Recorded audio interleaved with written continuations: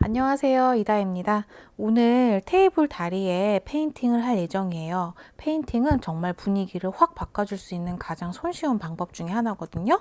오늘은 이 페인트에 대해서 자세히 설명하면서 칠하는 방법도 알려드릴게요. 자, 첫 번째, 페인트는 언제 쓰느냐, 어떤 용도냐. 페인트는 그냥 우리의 화장품과 같다고 생각을 하시면 돼요. 화장품이 어떤 용도죠? 화장품은 우리 얼굴을 예쁘게 만들어주는 컬러를 입혀주기도 하고 또 우리 피부를 보호해주는 역할도 하잖아요. 바로 이 페인트도 이 나무나 아니면 우리가 뭐 인테리어 공간의 표면에 컬러를 입혀가지고 심리적인 효과를 나타내주고 또 이런 보호해주는 역할도 해요. 나무에 바르면 나무를 보호해주는 역할을 하는 거고요. 우리가 뭐 만약 벽에 바르면 벽의 표면을 또 보호해주는 역할을 하는 거예요. 그래서 페인트는 첫 번째, 이런 일반적인 나무를 컬러를 입혀가지고 우리에게 심미적인 효과를 준다. 그리고 요 뒤에 있는 이런 만약에 나무를 그냥 두시면 이게 쉽게 부식과 부패가 이루어지는데 이런 것들을 막아주는 역할을 한다. 그리고 세 번째, 만약에 기존 제품에 리폼을 하고 싶으시다면 그런 거에 뭐 흠집이나 아니면은 뭐 이물질이 묻어 있다 이런 것들을 커버해 주는 역할도 한다. 입니다. 페인트의 종류. 페인트는 여러분들이 보시는 지금 일반적인 페인트들은 수성 페인트가 아마 대부분이실 거예요. 수성 페인트가 있고 또 유성 페인트 그리고 페인트에도 브랜드가 굉장히 많이 있어요. 이런 것들의 종류가 다 무엇이냐. 우선 수성 페인트라고 하는 거는 냄새가 거의 나지 않고 물과 섞어서 사용이 가능한 걸 수성 페인트라고 가능해요. 말을 하는데 그 수성 페인트는 물로 만든 페인트는 절대 아니에요, 여러분들.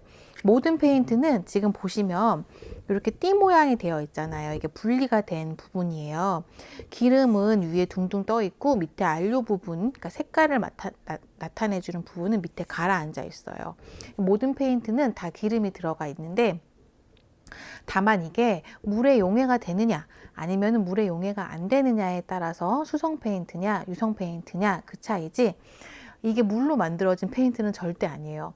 어떤 분들은 저한테 이거 수성 페인트인데 물에 지워지지 않아요? 라고 하는데 절대 그런 염려는 안 하셔도 돼요. 수성과 유성의 차이는 이게 물에 용해되느냐 안 되느냐 그 차이예요. 섞어지느냐 안 섞어지느냐. 그래서 이 수성 페인트는 장점이라고 하면 냄새가 거의 나지 않고 물과 섞어서 사용이 가능하고 또 요즘은 거의 수성 페인트가 많이 나오는데 요거의 단점이 좀 있어요. 단점 같은 경우는 아무래도 유성보다는 마감의 두께나 이런 게 조금 떨어질 수 있어요. 하지만 요즘은 워낙에 제품들이 다 좋게 나와서 제가 보기에는 그렇게 큰 차이는 없는 것 같아요. 그리고 두 번째는 유성 페인트. 유성 페인트는 이제 수성 페인트에 비해서 도막이 그래도 조금 더 오래 지속이 되고 컬러 유지력이 약간 더 높고 그리고 유성 페인트 같은 경우는 수성과 달리 물에 섞으시면 절대 안 되고 신나라고 많이 들어보셨죠? 요즘 뭐 미네랄 스프릿이라고도 얘기를 하는데 그거하고 섞어서 만약에 좀 뻑뻑하면 사용하실 수 있고요. 대부분은 유성은 냄새가 조금 있어요. 그래서 사용하시고 나서 환기를 잘 해주셔야 돼요. 그리고 페인트 브랜드 같은 경우는 이제 국내 페인트 같은 경우 뭐 이제 노루 페인트, 뭐 조광 페인트, 뭐 사마 페인트 이런 것들이 있죠. 그리고 수입 페인트는 올드 빌리지, 뭐 더네드워드, 벤자민 무어 같은 수입 페인트들이 있는데 솔직히 말씀드리면 저는 국내 페인트보다는 수입 페인트를 좀 더 선호해요. 수입 페인트들은 이 페인트에 대한 역사가 굉장히 길고 또 우리나라보다 외국에서의 그 문화는 벽지 문화가 아니라 페인트 문화거든요. 그래서 걔네가 이제 소비자한테 접근한 지가 굉장히 오래됐어요. 우리나라는 그렇게 길지 않죠. 그래서 소비자들이 정말 손쉽게 사용할 수 있게 그냥 막 칠해도 이렇게 자국이 안 나요. 이렇게까지 기술이 많이 발전하고 또 두 번째는 저는 페인트 바를 때 스킬보다 더 중요한 거는 이제 컬러라고 보거든요. 컬러를 얼마나 잘 뽑아내느냐.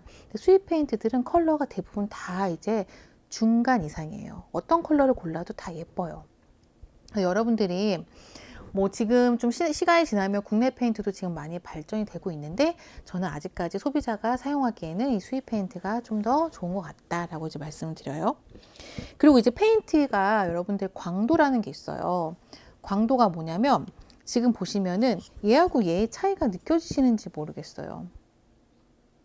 얘는 무광이에요. 완전히 플랫한 빛 반사가 전혀 없는 무광.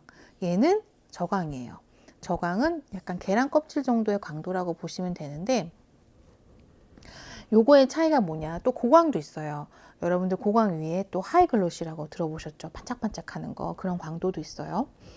이렇게 광이 많은데 그럼 어떤 광을 사용해야 돼요? 너무 많아요, 복잡해요 라고 생각하실 수 있는데 심플하게 어디에 뭘 사용해도 사실 그렇게 큰 차이는 안 나는데 제가 추천드리는 거는 천장에는 아무래도 우리가 누워있을 때 막 번쩍번쩍 빛나면 좀 눈부시잖아요.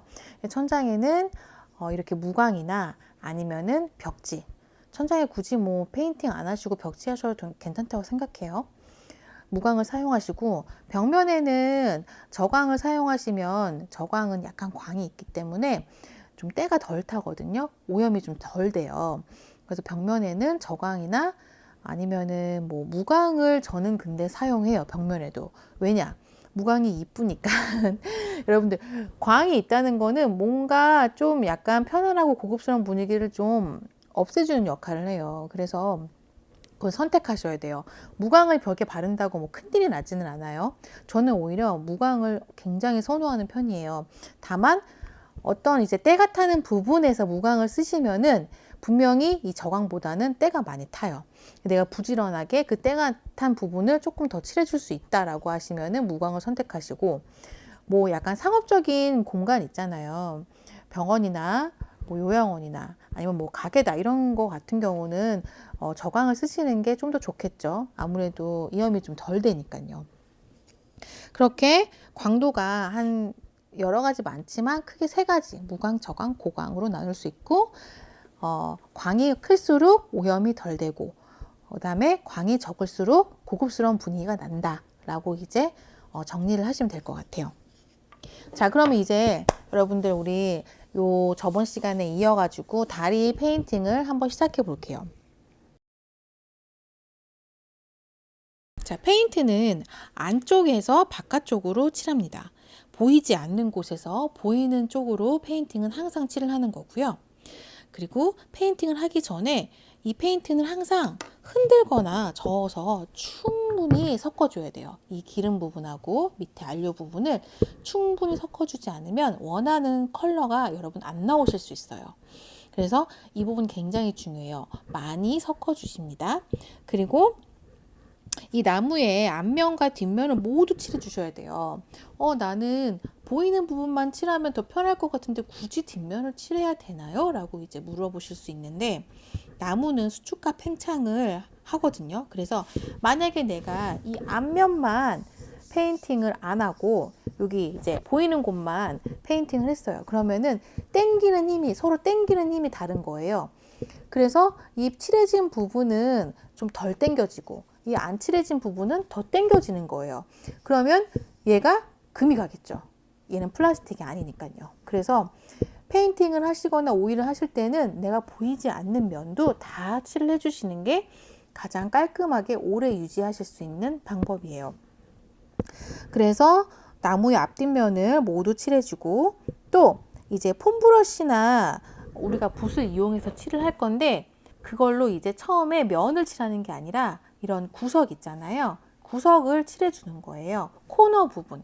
내가 큰 붓이나 롤러가 들어가지 않는 코너 부분을 칠해줍니다. 이 다음에 구석을 다 칠하셨으면 넓은 면은 롤러나 아니면 큰 붓으로 여러분들이 칠을 해주면 돼요. 붓보다 저는 이제 폼 롤러를 더 추천해 드리는데 자국이 조금 덜 남아요. 자, 이렇게 해서 한 번을 칠을 하셨으면 건조를 해주는데, 건조할 때 이제 터치 시간하고 완전 건조라고 하는 게 있는데, 터치 시간은 뭐냐, 말 그대로 제가 페인팅을 했어요. 페인팅을 했는데 요게 손으로 이렇게 긁으면은 벗겨지지만 내가 이렇게 쓱 페인트를 쓱 만졌을 때는 손에 묻어나지 않는 거예요. 요 정도 시간을 저희가 터치 시간이라고 얘기를 해요. 보통 수성 페인트는 상온에서 한두 시간 정도 지나면 거의 터치 시간 정도 건조가 충분히 돼가지고 손에 이렇게 묻지는 않아요. 이거를 터치 시간이라고 얘기를 하고요. 완전 건조는 내가 손톱으로 긁었을 때도 페인트가 묻어나지 않아요. 그럼 그게 완전 건조 시간이라고 얘기를 해요. 한두 시간 정도 지나서 우리가 터치 시간이 돼서 이렇게 만져도 안 묻어난다라고 했을 때 두 번째 페인팅을 하시면 돼요. 그리고 첫 번째 페인팅을 마무리 후 이렇게 터치 시간이 지나서 건조를 한 다음에는 저희가 샌딩을 한번 살짝 해주면 표면이 굉장히 부드러워지거든요. 그래서 나무는 어떤 물이나 이물질이 묻으면 우선은 결이 일어나기 때문에 320방으로 살짝 가볍게 빡빡하지 마시고요. 샌딩을 해줄 거예요. 그리고 나서 같은 방법으로 구석에서부터 면으로 두 번째 칠을 반복을 해준 다음에 완전 건조가 되고 나면 사용을 하시면 됩니다.